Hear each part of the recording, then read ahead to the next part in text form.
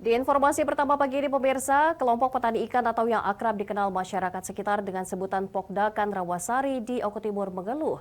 Pasalnya ikan peliharaan kelompok petani ikan tersebut akhir-akhir ini mendadak mati dan sampai saat ini belum diketahui penyebab pastinya.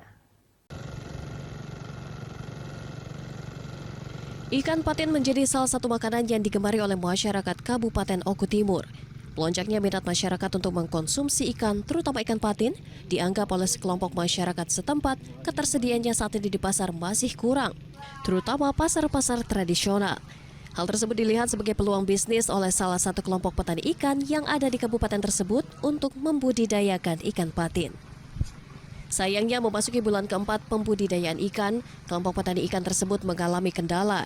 Ikan yang mereka budidayakan di dalam kolam satu persatu ditemukan mati tanpa sebab yang pasti.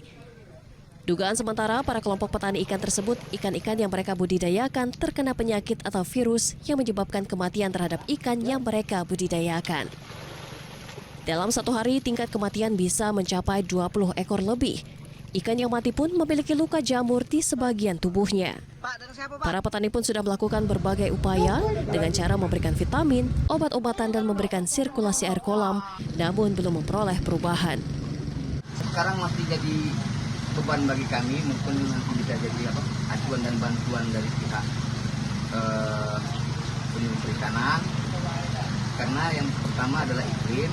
Sekarang kondisi iklim di tempat kita memang sangat ekstrim sehingga kematian ikan cukup tinggi. Solusinya kita sudah berupaya melalui penyuluh perikanan, kita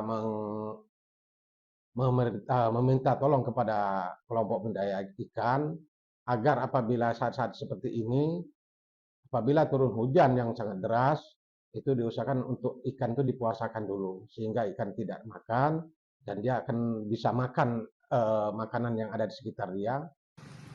Kelompok petani ikan berharap ada bantuan dari pihak terkait untuk mengatasi kejadian yang sangat merugikan bagi para petani ikan tersebut. Dari Oku Timur, Jatmiko Francisco, iNews melaporkan.